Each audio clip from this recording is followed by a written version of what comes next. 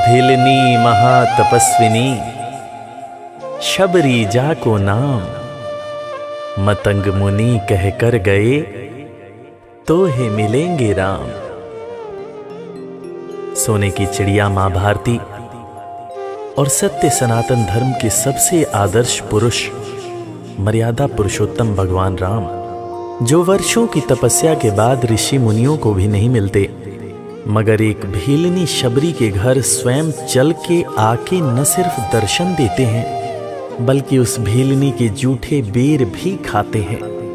और बाबा तुलसी ने क्या खूब कहा है कि प्रबल प्रेम के पाले पड़कर प्रभु का नियम बदलते देखा, अपना मान भले टल जाए भक्त का मान न टलते देखा। भाव नहीं तो कुछ भी नहीं है, लाख करो गुणगान, भाव के भूखे हैं भगवान, भाव के भूखे हैं भगवान।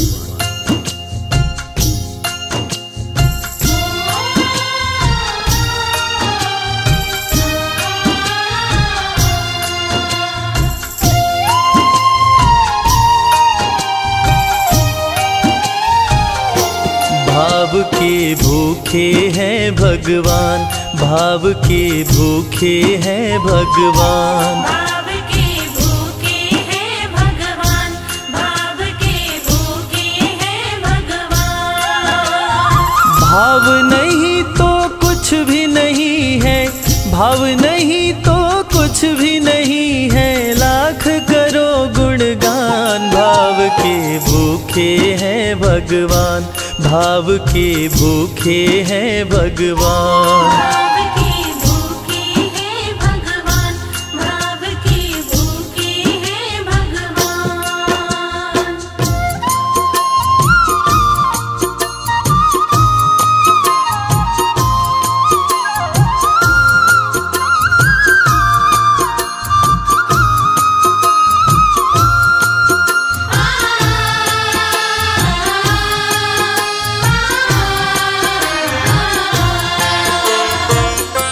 एक थी शबरी भक्तन, न्योछावर करके तन मन, मतंग मुनि के संग में करती थी प्रभु का कीर्तन।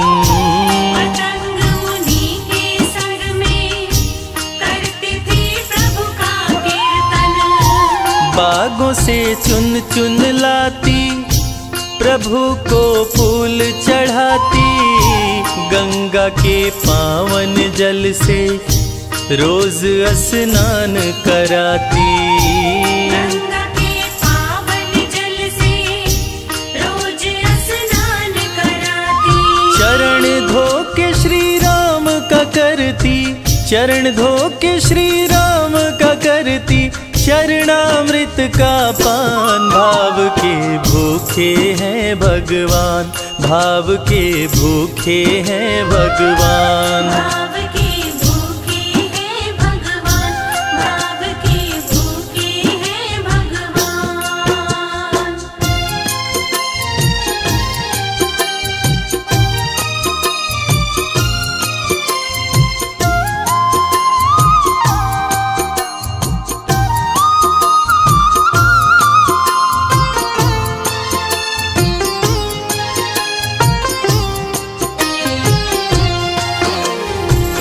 धैर्य एक ऐसा प्रसाद है जो इंसान को महान बना देता है। मतंग मुनि मां शबरी से कह गए कि शबरी तेरे दरवाजे राम जरूर आएंगे, और शबरी ने 10,000 साल तक प्रतीक्षा किया।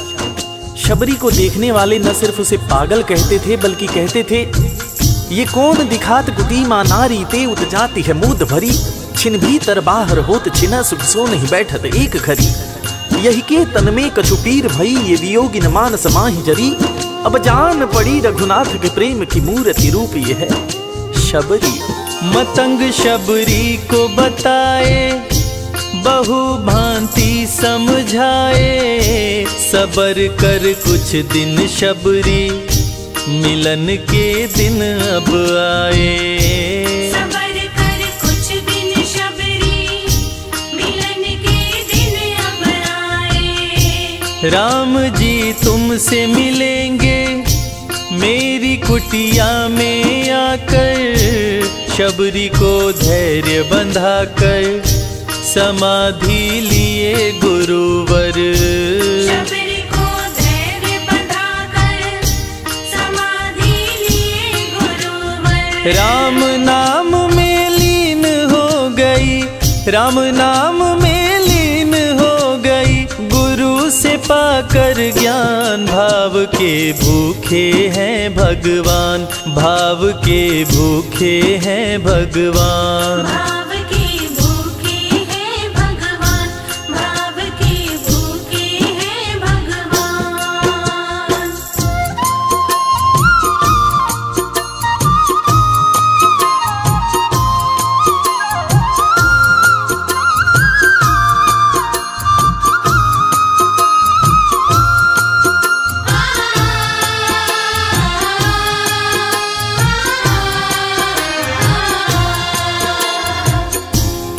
मां शबरी के गुरु महामुनि मतंग जब अपने नश्वर शरीर का त्याग कर रहे थे, तब मां शबरी ने उनसे पूछा, हे गुरुवर, मुझे मेरे राम कहाँ मिलेंगे? इस पर महामुनि मतंग ने शबरी को जवाब दिया कि शबरी, अरे दुनिया राम को ढूंढती है, मगर तू तो ऐसी खुशनसीब है कि तेरे दरवाजे राम स्वयं चलकर आएंगे। मां शबरी को अपने गुरु की बातों पर अटूट विश्वास हो गया। मां शबरी हर रोज राहों पर फूल बिछाती थी, चुन चुन कर मीठे बेर चख चख कर इकट्ठा करती थी, ताकि मेरे प्रभु श्री राम जब आएंगे तो बड़े प्यार से इसका भोग लगाएंगे। राहों पर फूल भी बड़ी सावधानी से शबरी माँ बिछाती थी। शबरी माँ सोचती थी कि मेरे गुरुवर कह के गए हैं कि मेरे घर मेरे राम जरूर आएंगे। शबरी माँ राहों पर दूर दूर तक फूल बिछाती कि प्रभु श्री राम के पैर में कहीं कोई कांटा न चुभ जाए। राह पे फूल बिछाती, वो मीठे बेर को लाती, मेरे प्रभु राम आएंगे, नैनों में सपने सजाती। मेरे प्रभु राम आएंगे, नैनों में सपने सजाती। राम से प्रीत लगा के वो निश दिन राम पुकारे, उमरिया बीती जाए रे कि अखियां पंथ निहारे। उमरिया बीती जाए रे कि अखियां पंथ निहारे। जर्जर हो गई काया फिर भी, जर्जर हो गई काया फिर भी, बसे राम में प्राण। भाव के भूखे हैं भगवान, भाव के भूखे हैं भगवान। भाव के भूखे हैं भगवान, भाव के भूखे हैं भगवान।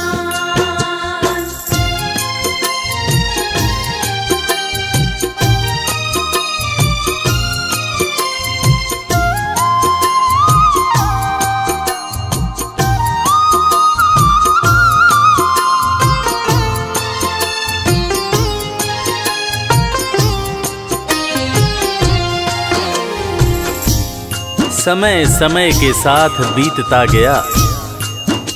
मां शबरी अब बूढ़ी हो गई।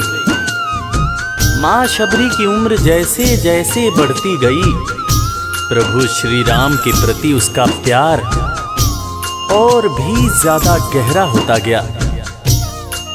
मां शबरी जो इस जन्म में तो भीलनी हुई थी, मगर अपने पूर्व जन्म में वो एक बहुत बड़े राजा की रानी थी। प्रयागराज, जहां पर कुंभ का मेला लगता है, एक बार वो अपने राजा के साथ उसी कुंभ के मेले को देखने पहुंची। अपने पूर्व जन्म में भी मां शबरी को प्रभु श्री राम से उतना ही ज्यादा प्यार था। उस वक्त रानी ने अपने पति से ये इच्छा जताई कि मैं बाहर जाकर संत महात्माओं के साथ भजन कीर्तन करूंगी, जिस पर उसके राजा पति ने ये कहकर मना कर दिया कि एक महारानी को इस तरह के छोटे लोगों के साथ बैठना शोभा नहीं देता। ये बात महारानी के हृदय में चुभ गई। महारानी ने गंगा के पानी में जाकर अपने प्राण त्याग दिए और ईश्वर से कहा, हे मेरे प्रभु, हे मेरे राम, इस जन्म में तो आपने मुझे बहुत खूबसूरत बनाया है, अगले जन्म में चाहे मुझे कुरूप बना देना। इस जन्म में आपने मुझे उच्च कुल में जन्म दिया है, अगले जन्म में चाहे तो मुझे भीलनी बना देना। मगर हे प्रभु, मेरा अगला जन्म जब भी हो, मुझे ये सौभाग्य जरूर देना कि मैं तुम्हारे नाम को जपूं, मैं तुम्हारा नाम लूं, मुझ पर कोई बंधन न हो। वो राजकुमारी अगले जन्म में माँ शबरी बनी, वही माँ शबरी जो कुटिया में प्रभु श्री राम की राह देख रही थी। वो सुंदर आसन लगा के, स्वच्छ कुटिया को सजा के, राह आंचल से बुहारे, प्रभु का ध्यान लगा के। राह आंचल से बुहारे, प्रभु का ध्यान लगा के। और ना अब तड़पाओ, राम मेरे आ भी जाओ, दरस बिन शबरी व्याकुल, राम मेरे दरस दिखाओ। दर्श बिन शबरी व्याकुल, राम मेरे दर्श दिखाओ। दरस की आस लगी मेरे प्रभु जी, दरस की आस लगी मेरे प्रभु जी, पूर्ण करो अरमान। भाव के भूखे हैं भगवान, भाव के भूखे हैं भगवान। भाव के भूखे हैं भगवान, भाव के भूखे हैं भगवान।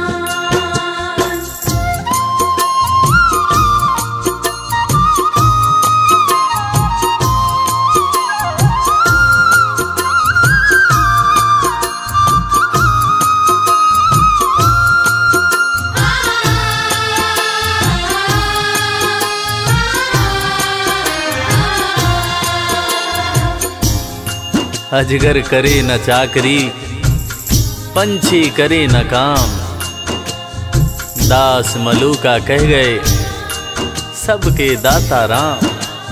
और हम सबके परम पूज्य बाबा तुलसीदास ने रामचरितमानस में भी कहा है, राम से बड़ा राम का नाम। और यही काम माता शबरी दिन रात कर रही थी। बस वो एक ही बात बार बार बोले जा रही थी कि मेरे राम आएंगे, मेरे राम आएंगे। वो हर वक्त हे राम बोलती रहती थी। प्रभु श्री राम जब अपने भाई लखन के साथ माता सीता की खोज में वन में दर दर भटक रहे थे, तो उनके कानों में ये आवाज गूंजी। उन्होंने अपने भाई लखन से कहा, प्रिय अनुज, ध्यान से सुनो। मेरी एक माता है जो वर्षों से मेरी प्रतीक्षा कर रही है। मैं भी अपने माता को देखने के लिए बहुत व्याकुल हो रहा हूं। चलो अनुज, माता शबरी की कुटिया में चलते हैं। प्रभु श्री राम माता शबरी की कुटिया में आते हैं। माता शबरी की नजर जब प्रभु श्री राम के ऊपर पड़ती है तो माता की आंखों से खुशियों के आंसू धारा प्रवाह बहने लगते हैं। माता शबरी रो रो के कहने लगती है, मेरे राम आप आ गए, मेरे राम आप आ गए। आंसू भरी आंखों से मां शबरी प्रभु श्री राम और वीर लखन को देखे जा रही थी। दोनों हाथों को जोड़कर दौड़े दौड़े माँ शबरी ने प्रभु श्री राम के पैर पकड़ लिए और कहने लगी, मेरे राम, मैं तो 2 जन्मों से आपकी प्रतीक्षा कर रही थी। लोग मुझे पागल बुला रहे थे। मेरे गुरुदेव ने मुझसे कहा था कि शबरी, राम लक्ष्मण के साथ एक दिन तेरी कुटिया में जरूर आएंगे, जरूर आएंगे। राम संग लखन को आते देखी प्रभु को मुस्काते, प्रभु के पास में आई कुटिया से दौड़ लगाते। प्रभु के पास में आई कुटिया से दौड़ लगाते। राम से मिलन हुआ जब तो शबरी सुध बुध खो गई, प्रभु के पाँव पकड़ के भाव में विह्वल हो गई। प्रभु के पाँव पकड़ के भाव में विह्वल हो गई। खुशी के आंसुओं से पग धोए, खुशी के आंसुओं से पग धोए, भक्त न शबरी समान, भाव के भूखे हैं भगवान, भाव के भूखे हैं भगवान। भाव के भूखे हैं भगवान, भाव के भूखे हैं भगवान।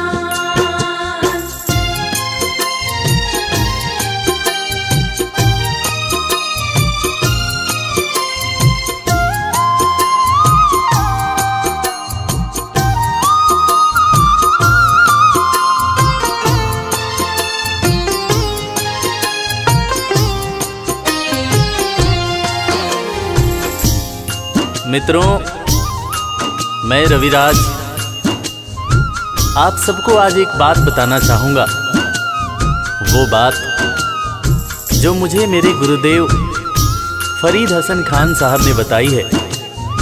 और वो बात ये है कि ईश्वर को हमारी ज़रूरत नहीं है, हमें ईश्वर की ज़रूरत है।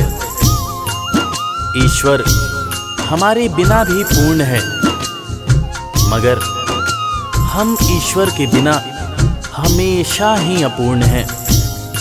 हम पैदा तो इंसान के रूप में होते हैं, मगर अंत में हमें उसी परमात्मा के पास जाना होता है। इसलिए हमें जीवन में हर वो कार्य करना चाहिए जो ईश्वर को पसंद हो।